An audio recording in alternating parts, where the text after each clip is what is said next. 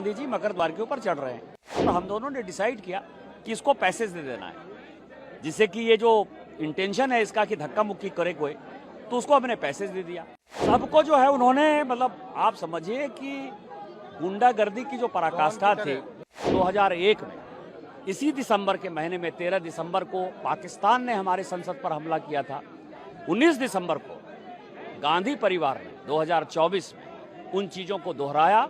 अब तो वो अर्बन नक्सल की तरह यहाँ घुस गया है। देश को अलग भागों में कैसे विभक्त करना है, कैसे अलग कश्मीर बनाना है, कैसे अलग खालिस्तान बनाना है, कैसे अलग नॉर्थ ईस्ट बनाना है।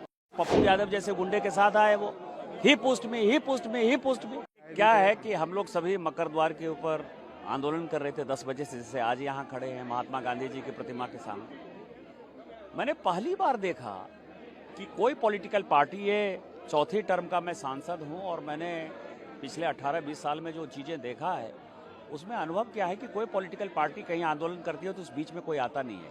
रोज कांग्रेस वाले मकर द्वार पर आंदोलन करते थे, हमारे बीजेपी के कभी कोई सांसद नहीं गए। कल उन लोगों को मैंने जो है सीधा आते हुए देखा, फिर बाद में मैंने देखा कि प्रियंका जी नीचे बैठ गए, तो मुझे लगा ठीक है चलो वो भी आए, हल्ला हंगामा करेंगे, हम लोग भी करेंगे। उसके बाद मैंने देखा कि राहुल गांधी जी मकर द्वार के ऊपर चढ़ रहे हैं, तो मेरा और नीरज शेखर यही है बगल में, हम दोनों का नजर पड़ा और हम दोनों ने डिसाइड किया कि इसको पैसेज दे देना है, जिससे कि ये जो इंटेंशन है इसका कि धक्का मुक्की करे कोई, तो उसको हमने पैसेज दे दिया तो वो चढ़ गए ऊपर। चढ़ने के बाद उन्होंने कोनियाक को, प्रताप सारंगी जी को, हमारे बगल में संतोष पांडे जी हैं, इनको, मुकेश राजपूत जी को, ये तो बेचारे बच गए, धक्का तो इनको लगा। और ये इन सबों को जो है, संबित पात्रा भी वहां खड़े थे, इनको भी धक्का लगा। तो सबको जो है उन्होंने मतलब आप समझिए कि गुंडागर्दी की जो पराकाष्ठा थी, जब वो चढ़ गए ऊपर तो फिर उनको धक्का मारने की ऊपर आवश्यकता नहीं थी।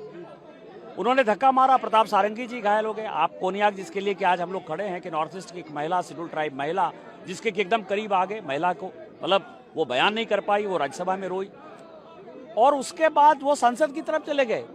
और फिर संसद की तरफ से आकर प्रताप सारंगी जी, जिनको हम लोग व्हील चेयर पर बैठाए हुए थे, डॉक्टर देख रहा है उनको, वहां आकर कह रहे कि ही पुस्ट मी। आप समझिए कि एरोगेंसी की एक पराकाष्ठा। और पहली बार मुझे किसी पॉलिटिकल पार्टी में एक जो घटियापनी, गुंडागर्दी या गांधी परिवार का जो ये है कि हम राजा हैं, हमारे सामने कोई नहीं है, उसका काला चेहरा कल हमने देखा। और जिस तरह हमारे सांसदों के साथ उसने धक्का मुक्की की, दुर्व्यवहार किया, और उसके बाद उसमें जो कोई रिमोर्स नहीं था, ये मेरे संसदीय जीवन की ये पहली घटना थी। और मैं इसको मानता हूं कि 2001 में इसी दिसंबर के महीने में 13 दिसंबर को पाकिस्तान ने हमारे संसद पर हमला किया था। 19 दिसंबर को गांधी परिवार ने 2024 में उन चीजों को दोहराया और अब तो वो अर्बन नक्सल की तरह यहाँ घुस गया है। कल देवेंद्र फडणवीस जी ने जो कल बयान दिया है महाराष्ट्र के असेंबली में, वो बहुत ही डिजास्टरस है कि अर्बन नक्सलवाद के साथ, विदेशी लोगों के साथ काठमांडू में किस तरह से मीटिंग हुई। और जितने ये मुद्दे हैं, चाहे वो मुद्दे कास्ट सेंसस का उठा रहे हों, अंबेडकर जी का उठा रहे हों, ईवीएम का उठा रहे हों, पेगासस का मुद्दा उठा रहे हों, अडानी का मुद्दा उठा रहे हैं, ये सारे मुद्दे कैसे उठाकर देश को अलग भागों में कैसे विभक्त करना है, कैसे अलग कश्मीर बनाना है, कैसे अलग खालिस्तान बनाना है, कैसे अलग नॉर्थ ईस्ट बनाना है, ये जो विदेशी ताकतों के साथ सोरोस का मुद्दा मैंने उठाया था, ये राहुल गांधी और कांग्रेस पार्टी है, ये बहुत ही दुर्भाग्यपूर्ण है और देश को समझने वाली है। और मैं तो माननीय प्रधानमंत्री जी से आग्रह करूंगा कि हम लोगों की बात माने और इस पर एक बड़ी कमेटी जो है, एक जांच कमेटी बैठानी चाहिए, और ये जितने देश तोड़ने वाले लोग हैं उन सबों को सलाखों के पीछे डालना चाहिए। आपने कोई नोटिस वगैरह भी दिया या इस पूरी घटना को लेके, जिस तरह से पूरी घटना? मैंने प्रिविलेज मोशन दिया है, क्योंकि कोई भी सांसद यदि बोलता है पार्लियामेंट के अंदर तो वो अपनी बातें कहता है और उस बातों को तथ्यात्मक तौर पर ही आपको पूरा वीडियो डालना है। माननीय अमित शाह जी के वीडियो को उसने तोड़ मड़ोड़ कर पेश किया है, इसलिए मैंने राहुल गांधी जी के खिलाफ प्रिविलेज मोशन दिया। सर, कल की तस्वीरों में एक चीज भी दिखी थी, जो राहुल गांधी वापस आए, उनका क्या एटीट्यूड, किस तरह से वो कह रहे हैं? यही तो मैं कह रहा हूँ ना कि वो सिंपैथी, एक 70-72 साल के बुजुर्ग जिनको खून बह रहा है, जिनको डॉक्टर देख रहे हैं, वहां आकर वो कहते हैं, पप्पू यादव जैसे गुंडे के साथ आए, वो ही पोस्ट में।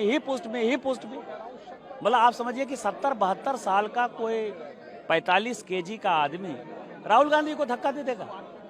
और राहुल गांधी जी सिंपैथी के एक शब्द, मान लीजिए धक्का दे ही दिया आपको, तो सिंपैथी के एक शब्द तो बोलते हैं। ये एरोगेंसी है, ये दिखाता है कि गांधी परिवार अपने आप को आज भी ये मानता है कि वो राजा है, राज करने के लिए आया है और वो जीवन में कुछ भी कर सकता है।